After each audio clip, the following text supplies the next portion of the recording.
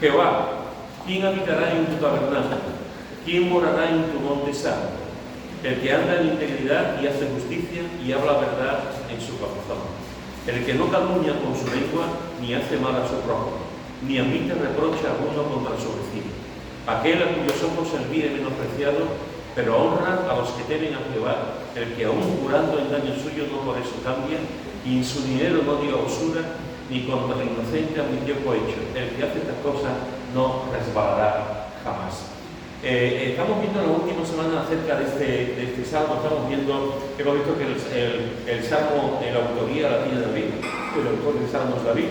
No sabemos las circunstancias, no sabemos el momento preciso en el que escribió el salmo. Hay una serie de teorías, de ideas en cuanto a eso, pero realmente no sabemos el momento en el que David escribe este salmo.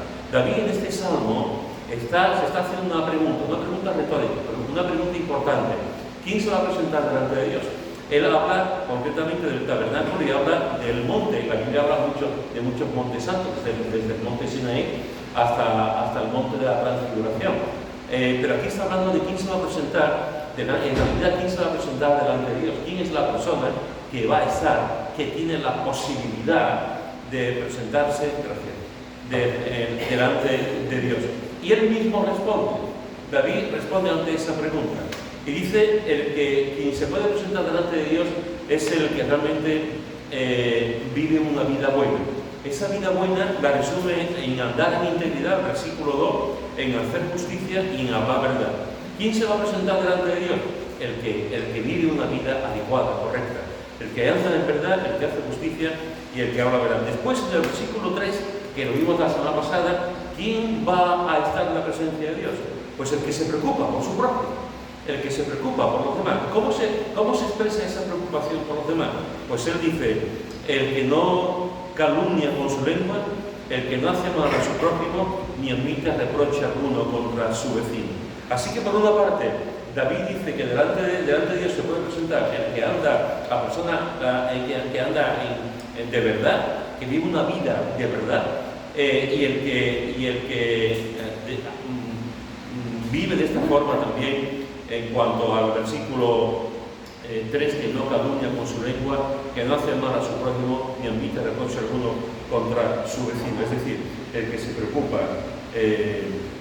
por otros.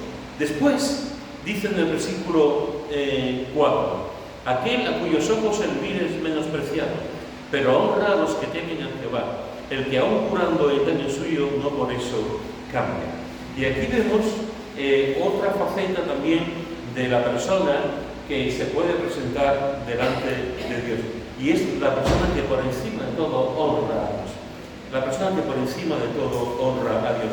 Nos presentamos delante de Dios, estamos en la presencia de Dios cuando vivimos rectamente, estamos en la presencia de Dios cuando realmente nos preocupamos por otro, estamos en la presencia de Dios, hermanos y hermanas, nos podemos poner en la presencia de Dios cuando intentamos con nuestra vida honrar completamente a Dios. Mirad lo que dice, ni admite reproche alguno contra su vecino, aquel a cuyos ojos, versículo 4, el vil es menospreciado, pero honra a los que temen a Jehová.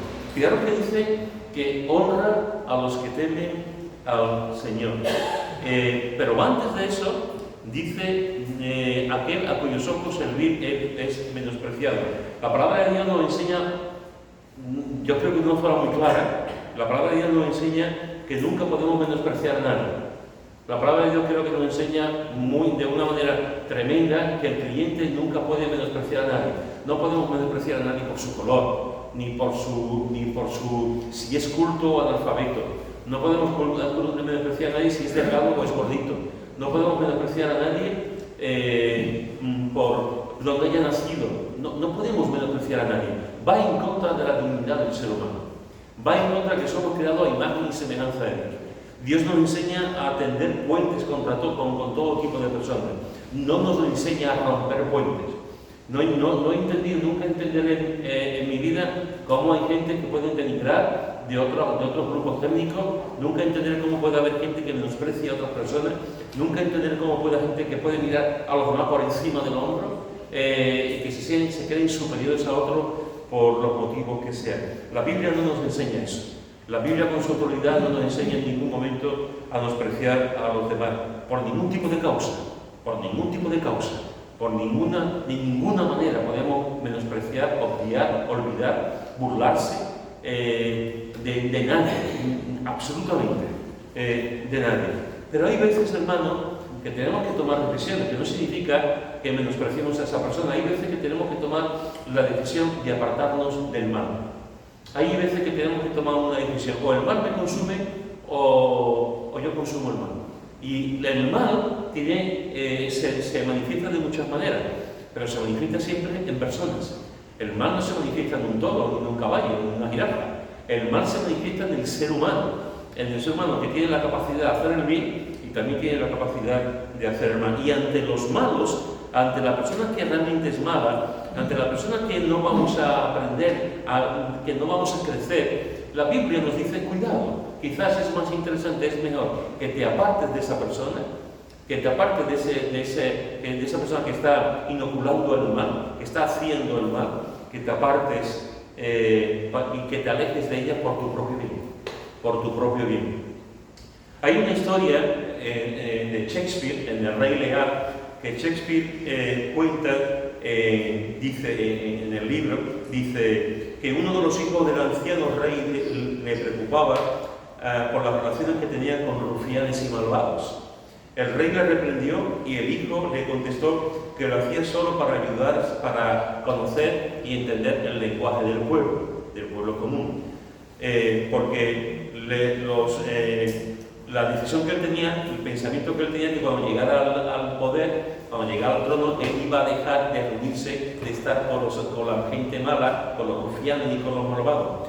Y su padre le contestó: cuando las abejas construyen sus panales en árboles podridos y allí producen su miel, después no se van de ese lugar. Cuando las abejas construyen su miel, sus nidos, su panal en los árboles podridos y allí hacen su miel, después esas abejas no se van del árbol podrido, no se van de ese sitio. Cuidado con la gente con la que nos juntamos. Cuidado con las personas con las que nos juntamos. La Biblia nos dice que hay una... Yo no voy a entrar ahora en esta cuestión, solamente voy a dar un par de ejemplos. Pero la Biblia nos dice que tengamos cuidado, mucho cuidado, y que incluso es santo y es bueno y es agradable al Señor, incluso apartarnos de ciertas personas que nos pueden llevar por caminos malos. Mirad lo que dice en Proverbios capítulo 22, Proverbios capítulo 22, versículos 24 y 25. Proverbios capítulo 22, versículos 24 y 25 dice: no te entremetas con el iracundo, ni te acompañes con el hombre de enojos, no sea que aprendas sus maneras y tomes lazo para tu alma. Ese texto es muy interesante porque aquí nos está diciendo la Biblia, la palabra de Dios, nos está diciendo cuidado con el iracundo, cuidado con la persona que se enfada, cuidado con el hombre que explota, cuidado con la persona que está continuamente enojado, porque a lo mejor sin darnos cuenta aprendemos sus maneras. Nos juntamos continuamente con una persona que se enfada, nos juntamos con una persona que siempre está perdiendo el control, nos juntamos con una persona que está siempre gritando a su cónyuge, gritando a sus hijos, que pierde el control continuamente, y eso lo podemos aprender nosotros. Resulta que yo le trato muy bien a mi esposa, pero me junto con mi amigo que está siempre enfadado, que le grita mucho a su esposa, y llega un momento en que yo, como me junto mucho con mi amigo, estoy también y le grito a mi esposa o le grito a mis hijos. Cuidado. Dice la palabra de Dios: no te entremetas con el hombre iracundo, no te juntes con gente que pierden el control de sí mismo, no te juntes con personas, no te acompañes de personas de enojos. Es una palabra realmente importante. La persona que siempre está enojada, la persona que está enfadada, la persona que realmente siempre está con el ceño fruncido y con mala cara, y siempre hablando, pensando mal, actuando mal. Aquella persona que se aira, que se enfada, que explota, que grita. Cuidado, dice el autor de Proverbios, cuidado, no te juntes con esa persona, no te juntes con el iracundo. Así que la Biblia nos dice que una de las personas que lo que deberíamos hacer bien y no juntarnos por nuestro propio bien es con las personas que no pueden controlar su genio. Personas que no pueden controlar su genio. Todos nosotros tenemos momentos de genio, Todos nosotros tenemos momentos que hacemos así, ¡pum! Y nos quedamos así, pero esos son momentos. Son momentos, en todo momento hay gente que por los motivos que sean nos enfadamos, pero una cosa es que en un momento dado perdamos el control y otra cosa es todos los días perdiendo el control, todos los días enfadados, todos los días gritando, todos los días enojados, todos los días con la garganta, ¡ah! Cuidado, y aquí la veina, ¡ah! Cuidado, no te entremetas, no te juntes con esas personas porque nos pueden hacer mal a nuestra vida. Hay otro ejemplo que el apóstol Pablo también pone, de una persona con la que no nos juntemos. Vamos a Romanos, capítulo 16, versículos 17 y 18. Romanos, capítulo 16, versículos 17 y 18. Y mirad lo que dice.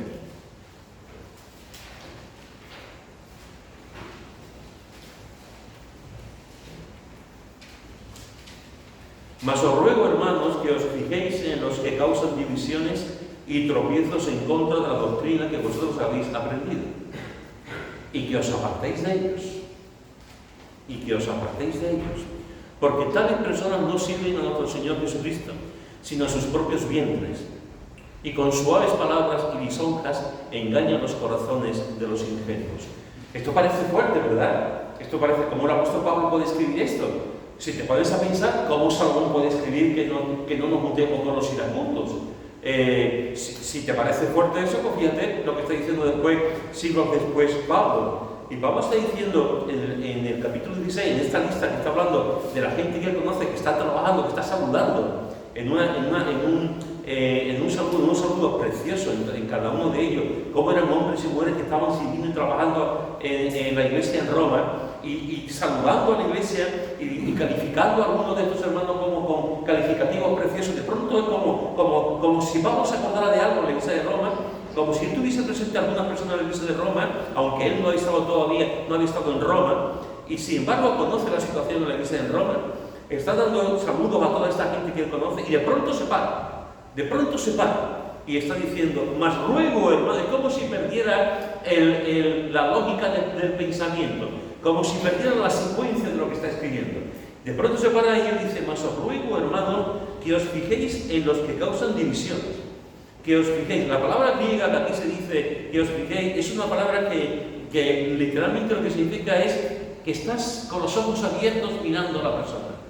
Estás prestando atención a la persona. Estás controlando a la persona. Estás vigilando a la persona.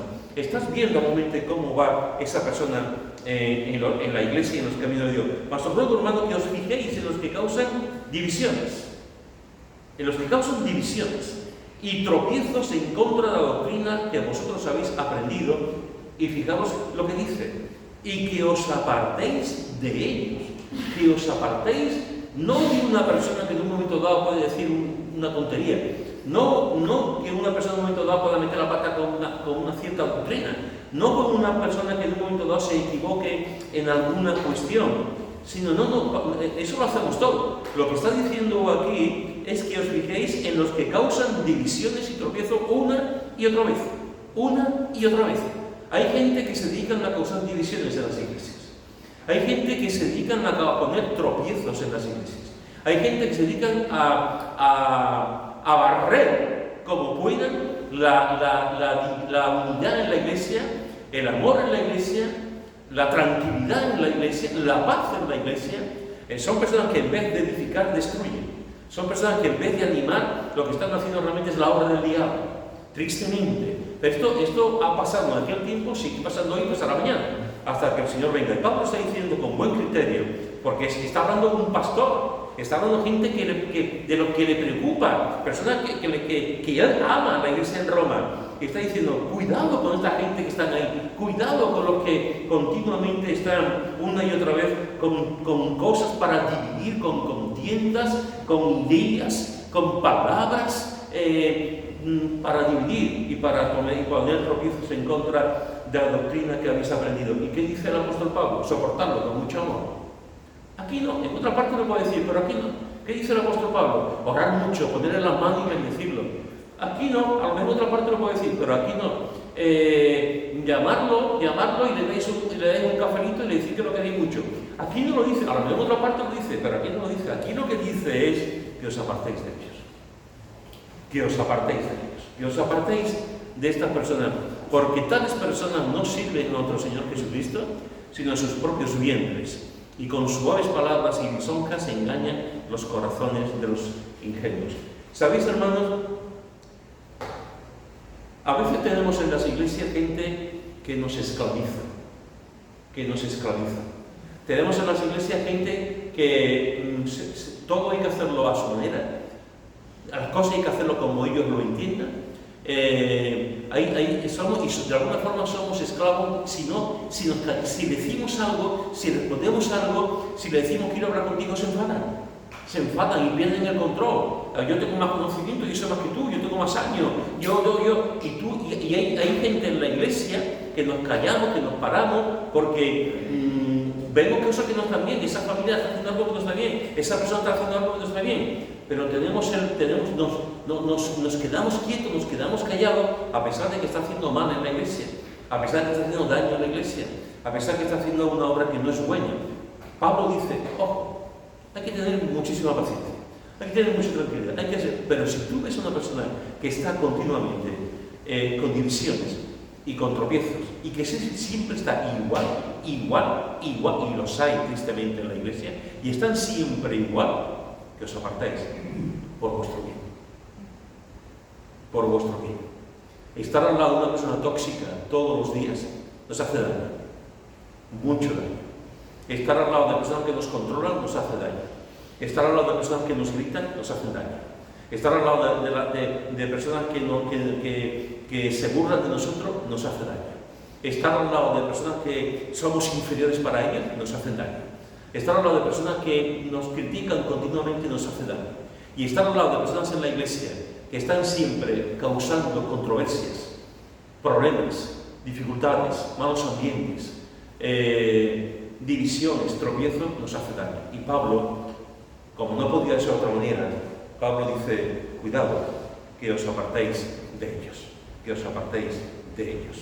Porque nada más que miran a sí mismos, no son personas que miran a la iglesia, no son personas que miran la edificación de la iglesia, no son personas que aman a la iglesia, o al Jesús de la iglesia, al Señor de la iglesia, son personas que solamente van para sus propios intereses, para sus propios logros, para sus propios fines, sus propios vientres, y engañan los corazones de los ingenuos. Por lo tanto, tengamos cuidado con la gente con la que nos podemos juntar. Tengamos cuidado con las personas con las que nos podemos juntar. Tengamos cuidado porque hay personas que nos pueden, los que pierden el control, los que siempre se enfadan, cuidado con ellos, con las personas airosas que se airan, que se enfadan, cuidado con ellos, cuidado con los que producen doctrinas controversiales, que siempre están provocando divisiones y enfrentamientos en la iglesia, que nos apartemos de ellos. Eso lo podemos ver una y otra vez en la Escritura, y la Escritura nos da más ejemplos sobre eso que estoy diciendo.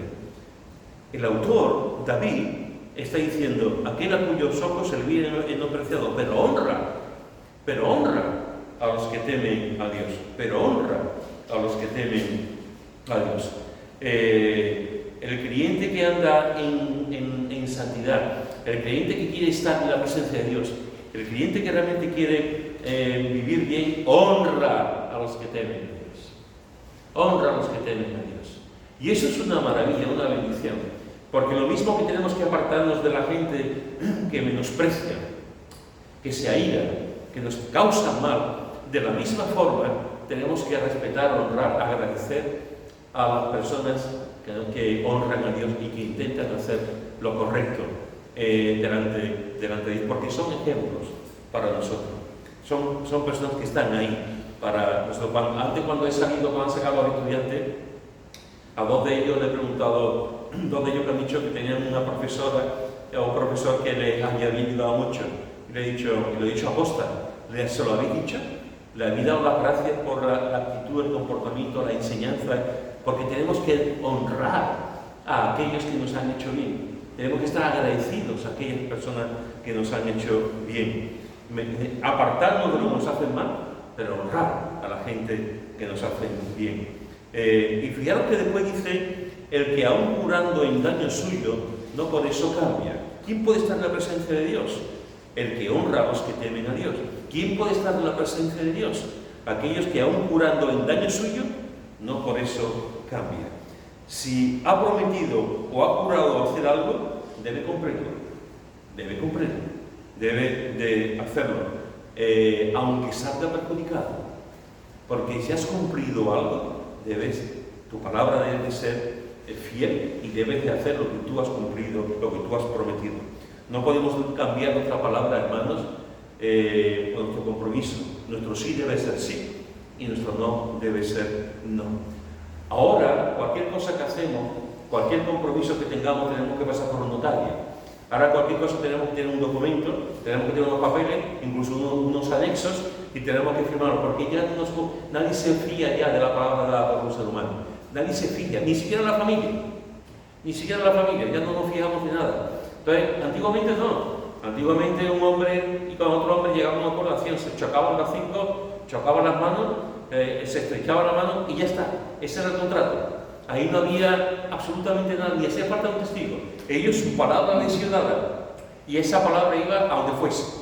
Eso ya ha pasado. Ahora hace falta reuniones, documentos, papeles, abogados, o incluso estar con 2 o 3, porque no te fijas mucho de lo que van a decir después de esa conversación. El creyente tiene que ser fiel a la palabra. Por eso, ¿quién se presenta delante de Dios? El que aún jurando en daño suyo, no por eso cambia.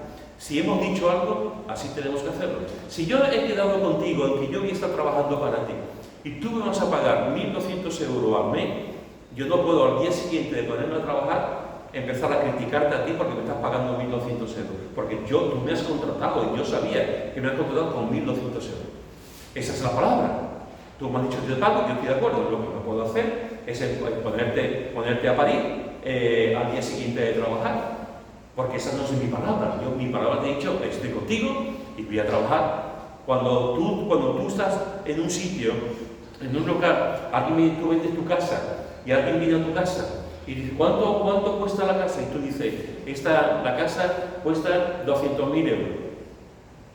Y tú le dices a la persona, ¿me lo compras? Y la persona dice, sí, te lo compro. Lo que no puedes hacer es cuando venga a los 4 días y dice, mira que me lo pienso mejor. En vez de vender la casa a 200.000 euros, lo vendo a 240.000. Y luego dice, ¿cómo? Tú ya has cumplido con tu palabra, tú ya has dicho algo. Lo que estoy refiriéndome, hermano, es que cuando hablamos con la gente, cuando decimos las cosas, tenemos que tener, sí, nuestra palabra tiene un valor.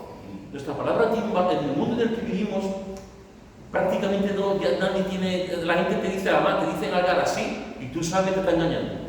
Te dicen, los políticos lo hacen, mucha gente lo hace. Te están diciendo que sí, una cosa, y tú dices, me está engañando como un chico, que no sé si a un chico se le engaña, pero está ahí. Y entonces, lo que estoy hablando es, nuestra palabra debe ser sí. Y si decimos que no, esto. Lo que no podemos es decir una cosa, mañana otra, yo te he dicho esto, yo te he dicho lo otro, porque tiene que ver con nuestra valía interna. Tiene que ver con nuestra honradez, tiene que ver con lo que hacemos delante de Dios, tiene que ver con la conciencia, con hacer lo justo y hacer lo correcto. Mirad que hay un texto en Eclesiastés del capítulo 5, y es un texto impresionante, Eclesiastés capítulo 5, y mirad lo que dice, Eclesiastés capítulo 5 del 1 al 5.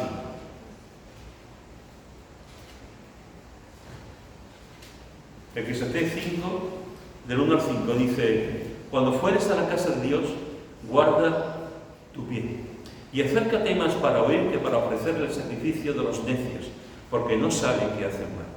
No te des prisa con tu boca, ni tu corazón se apresure a proferir palabra delante de Dios, porque Dios está en el cielo y tú sobre la tierra. Por tanto, sean pocas tus palabras, porque de la mucha ocupación viene el sueño, y de la multitud de las palabras la voz del necio. Cuando a Dios hace promesa, no tardes en cumplirla, porque Él no se complace en los insensatos. Cumple lo que prometes. Mejor es que no prometas y no que prometas y no cumplas. Fíjate que aquí Salomón nos dice, cuando fueres a la casa de Dios, guarda tu pie. Y fíjate las cosas que nos dice. Y acércate más para oír. Venimos a la iglesia más para oír. A veces venimos para hablar, a veces venimos para perder el tiempo, a veces venimos para... Pero Salomón, con toda su sabiduría, está diciendo, cuando tú vayas a la casa de Dios, ve, presta atención, escucha la voz de Dios, porque es lo más importante. Escucha lo que Dios tiene que decirte. No es tanto que tú vayas a hablar, acércate, fundamentalmente una actitud para acercarte y escuchar la voz de Dios. Cuando te acerques, acércate más para oír que para ofrecer el sacrificio de los necios, porque no saben que hacen el mal. Tú te acercas a la iglesia, tú estás allí, haces una cosita, estás allí, pero en realidad ni sabes por qué estás, ni sabes por qué viene, ni estás con una buena actitud en la iglesia. Acércate a la iglesia, al templo, para oír. No te des prisa con tu boca. No te des prisa con tu boca, está diciendo también aquí. No te das prisa con tu boca, ni tu corazón se apresura a proferir palabras delante de Dios, porque Dios está en el cielo y tú sobre la tierra, por tanto, sean pocas tus palabras. Fijaros que otra vez está diciendo, acércate más para oír. Dice en el versículo 2, no te des prisa con tu boca. Termina el versículo 2, sean pocas tus palabras. Esta es la actitud, una de las actitudes que tenemos que tener en la iglesia. Acercarnos al Señor con poca palabra. Porque lo importante es lo que Él habla, no lo que yo hago. Lo importante es lo que Él dice y no lo que decimos nosotros. Dice, porque de la mucha ocupación viene el sueño y de la multitud de las palabras la voz del necio. Y eso es una verdad. La multitud de palabras es la voz del necio. Cuando a Dios haces promesas, fíjate, cuando a Dios haces promesas, no tardes en cumplirlas. Porque Él no se complace en los insensatos, cumple lo que prometes. Mejor es que no prometas y no que prometas y no cumplas. Señor, tengo 24 años, no tengo todavía novia, Señor. Pero si tú me das una novia de aquí a terminar el año, te prometo, Señor, que el año que viene vengo todos los viernes a culto. En el nombre de Jesús, amén. Y ahora, al cabo de un tiempo, el Señor te da una novia. Y tú le has dicho a Jesús, le has dicho al Señor que si te da una novia, tú vas a venir todos los viernes al culto. Pero resulta que después te da la novia y mira por dónde, los viernes sales a ver el cine. Y los viernes sales al restaurante. Y los viernes sales a dar un paseo. Y los viernes sales y no vienes al culto. Cuando le habías prometido al Señor que iba a venir los viernes. Señor, estoy en el paro. Tengo 40 años, es difícil ya, como del paro, Señor. Mis hijos, ¿cómo están? Tengo que trabajar, Señor, cada vez tengo dinero del banco. Señor, necesito trabajar. Si tú me das trabajo, Señor, si me das trabajo, Señor, no voy a dar el diezmo, Señor, no voy a dar el diezmo, te voy a dar el diezmo y la ofrenda. El diezmo y la ofrenda. Y al cabo de un tiempo el Señor te da un trabajo. Y tú lo has dicho al Señor, si me das un trabajo, te voy a dar el diezmo y la ofrenda. Y ahora cuando llega el trabajo, cuando empiezas a cobrar, Señor, yo te he dicho lo del tiempo y la ofrenda, pero es que sí, el trabajo, te estoy muy contento, Señor, más no el trabajo. Pero yo pensaba que iba a pagar más. Yo pensaba que iba a cobrar más. ¿Tú sabes cómo te voy a dar el tiempo, Señor? Yo sé que te dije que te iba a dar la ofrenda, pero tú entiendes, tú sabes, tú estás conociendo la situación, tú sabes. Y le habías dicho que le ibas a dar el tiempo y la ofrenda. Pero llega un momento en que ya le da solamente el diezmo, si es que se lo da, porque después cuando pasan unos cuantos meses siempre habrá excusas para no dar el diezmo. Y así podríamos continuar, Señor, tú sabes que mis hijos, a los que quiero tanto, Señor, qué felices serían mis hijos con una casita en la sierra. Qué felices serían mis hijos, Señor. Tú sabes mis hijos, los buenos que son, los nobles que son, los bonitos que son. Mis hijos una casita en la sierra, una visita, Señor. Si tú me das una casita en la sierra, baratita, si tú me das una casita en la sierra, Señor, me voy a comprometer, Señor, contigo, a predicar tu palabra todos los días. Y voy a compartir el Evangelio con la gente que tenga a mi alrededor. Si tú me das una casita en la sierra, poquito, la vecinita, y 3 o 4 habitaciones, yo te voy a predicar la palabra todos los días, Señor. Y el Señor, al cabo de un tiempo, le da una casa. Y los niños pueden ir de vacaciones, y pueden estar en verano, y lo pueden pasar pipa, y lo pueden estar disfrutando. pero se olvida de su promesa. Y no hay ni un solo día que predique el Evangelio. Ni un solo día que predique a alguien acerca de Cristo. Cuidado, hermano, cuidado con las cosas que le decimos al Señor, porque yo he escuchado de todo. Yo he escuchado en iglesia a un hermano levantarse y decir: hermano, me comprometo delante de vosotros que este año vengo a los cultos. Y no ha venido y no ha ido a los cultos. Y se ha comprometido con todo el mundo delante. Yo he escuchado gente en las iglesias que han dicho barbaridades: yo prometo, y después no han hecho lo que han prometido. Cuidado, porque el Señor dice: cuando a Dios hace promesa, no tardes en cumplirla, porque Él no se complace en lo insensato. Cumple lo que prometes. Mejor es que no prometas y no que prometas y no cumplas. Alguien puede decir: un momento. Si yo le digo al Señor, le prometo una cosa al Señor y yo no lo hago, y después no cumplo eso, el Señor me va a castigar. ¿Ese pecado imperdonable? ¿El Señor después me va a mandar al infierno? No, tenemos un Dios muy bueno. Y el Señor pasa tantas cosas, nos mira y sabe cómo somos. Y si le decimos promesa y después no lo cumplimos, no te preocupes, que no es el pecado imperdonable, que el Señor te perdona.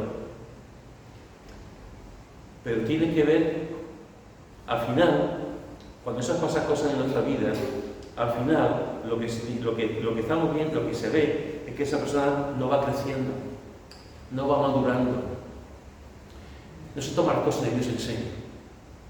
Cuando tú prometes algo al Señor, tómatelo en serio. Porque se lo está diciendo a tu Creador, se lo está diciendo a tu Salvador.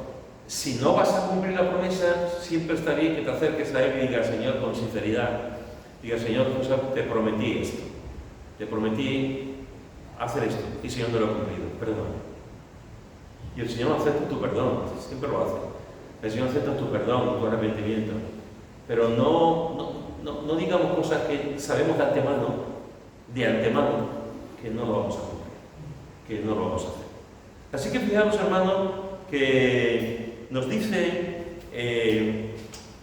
David que nos podemos presentar delante de Dios aquellos cuyo ojo el vino es despreciado, pero honra a los que temen a Jehová. El que aun curando en daño suyo, no por eso cambia.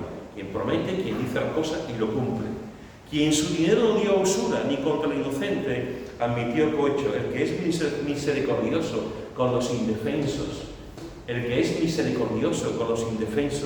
Quien no debemos de quitar dinero a los demás, hermanos. No debemos aprovecharnos de los demás. No debemos de aplastar a los demás. No debemos de aprovecharnos de los necesitados, de los que tienen poco dinero, de los que tienen pocas posesiones, de los que no tienen recursos para vivir, de los que pagan, de los que cobran poco. No tenemos que aprovecharnos de ningún momento de eso. Quien su dinero no dio usura, ni contra el inocente admitió cohecho. Cuidado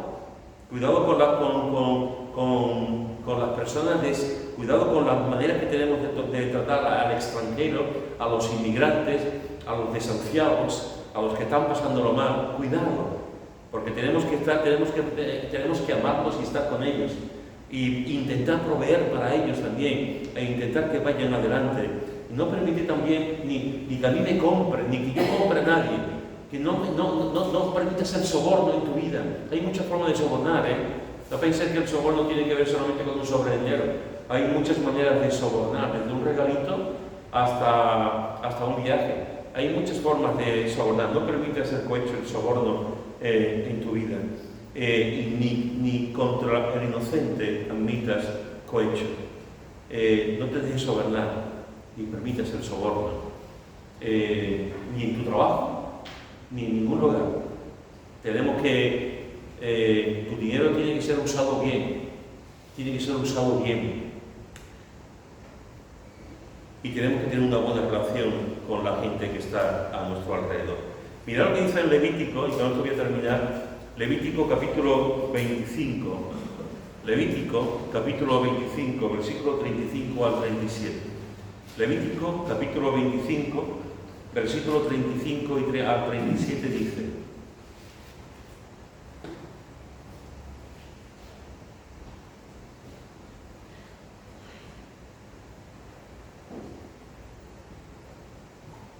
Y cuando tu hermano empobreciere y se acogiera a ti, tú lo ampararás. Como forastero y extranjero vivirá contigo. No tomarás de él usura ni ganancia, sino tendrás temor de tu Dios y de tu hermano vivirá contigo. No le darás tu dinero a usura y tus víveres a ganancia. Yo Jehová vuestro Dios. Esta mañana hemos tenido una familia en Utrera, una familia de Ecuador. Tenemos allí en la iglesia una familia hace muchos años. Yo estuve en su boda cuando se casó en el consulado de Ecuador hace muchos años. Ellos vivían juntos, conocieron al Señor y se casaron. Vivían juntos, ellos eran creyentes, pero vivían juntos cuando empezaron a venir a la iglesia hace un montón de años. Cuando empezaron a venir a la iglesia, estuvimos hablando, estuve diciendo que estaba mal, que estaban viviendo juntos, no estaban casados, que eso tenía que regularlo. Y yo tuve el privilegio de estar con ellos en el consulado de Ecuador y participé allí en su boda. Eso fue ya un montón de años. Pues esta mañana ha llegado con una familia de Ecuador, un matrimonio con 3 hijos. Y esta familia, cuando terminó el culto, me lo presentaron y tal, estuvimos un ratito charlando. Resulta que esta familia tenía un negocio próspero en Ecuador, tenían una tienda, tenían un negocio en Ecuador. Y resulta que empezaron a venir los malos, como siempre ocurre. Empezaron a venir gente que le pidieron dinero. Si tú quieres que la tienda esté aquí, nos tiene que dar cada semana o cada mes, no sé cómo va. Nos tiene que dar como en las mafias americanas, nos tiene que dar un dinero. Esta familia, creyentes comprometidos, que van a la iglesia, pues no lo hicieron. Y un día se dieron cuenta que a una de sus hijas le estaban persiguiendo para raptar y pedir un dinero raptando a una de sus hijas, y tuvieron miedo, las criaturas, como cuando tienen miedo. Tuvieron miedo, y ¿qué es lo que hicieron? Que salieron de Ecuador. Dejaron el negocio y tal, y se marcharon de Ecuador. Han estado en varios sitios y ahora están en Utrera, y esta mañana estaban allí en la iglesia. ¿Qué es lo que ha ocurrido? Pues esta familia de Ecuador, que llevan años en Utrera, que llevan años con nosotros, pues les ha dejado estar en su casa. Esta familia tiene, con la suegra son 5 o 6, y esta familia que ha venido son 5 en total. O sea, en una casa están ahora 11 o 12. O sea, pero ellos estaban diciendo, esta familia estaba diciendo, ¿cómo lo podemos dejar fuera? O sea, están buscándose un nuevo porvenir, están buscándose una nueva vida. ¿Cómo? Nosotros, cuando Fernando y yo, porque el marido se llama Fernando, Fernando y yo venimos a España, estábamos solos. Nadie nos prestó ayuda. ¿Cómo no vamos a prestar nosotros ayuda a esta familia que sabemos su situación porque nosotros la hemos vivido? Y están viviendo allí hasta que esta familia, los pobres míos, puedan levantar un poquito de cabeza y alquilen un piso o busquen un trabajo y poco a poco. Eso es lo que tenemos que hacer. Lo que tenemos que hacer realmente es intentar, como dice aquí, cuando tu hermano empobreciere y se acogiera a ti, tú lo ampararás. Como forastero y extranjero vivirá contigo. No tomarás de él su ganancia ni usura, sino tendrás temor de tu Dios y tu hermano vivirá contigo. Eso es lo que deberíamos de hacer. Preocuparnos por la gente con necesidad. Preocuparnos por las personas que están pasándolo mal. Preocuparnos por personas que son indefensas. La sociedad, queramos o no queramos, hermanos, siempre van a castigar más a los más débiles. A los más débiles. Y como creyentes, como iglesia, tenemos que intentar hacer algo también con esas personas que necesitan ayuda. ¿Quién se va a presentar delante de Dios? Aquel a cuyos ojos el bien es preciado, pero honra a los que temen a Jehová. El que aún curando en daño suyo, no por eso cambia. Quien su dinero no dio a usura, ni contra el inocente admitió cohecho. Estos son los que se pueden presentar delante de Dios. Y fijaros que termina el Salmo diciendo, el que hace estas cosas no resbalará jamás. No dice un poquito, dice jamás, no resbalará jamás. Que Dios nos ayude, hermanos y hermanas, a presentarnos delante de Dios de forma íntegra, delante de su santidad, delante de su presencia, delante de su gloria, presentarnos de esta manera, porque lo más hermoso de todo esto es que Él en su gracia nos permite que nos acerquemos a Él. y nos acoge delante de su presencia. Que andemos en integridad, en justicia, en verdad, que no calumniemos, que no hagamos mal al prójimo, que no admitamos reproche, que honremos a los que temen a Dios, que juremos en daño suyo, sino no el que aún jurando en daño suyo no por eso cambia, y que realmente da su dinero, no da su dinero a usura, no se aprovecha de los demás, ni contra el inocente admite soborno. Ante ese tipo de persona, el Señor nos dice: preséntate delante de mí, preséntate delante de mí, que te voy a escuchar. Y bien.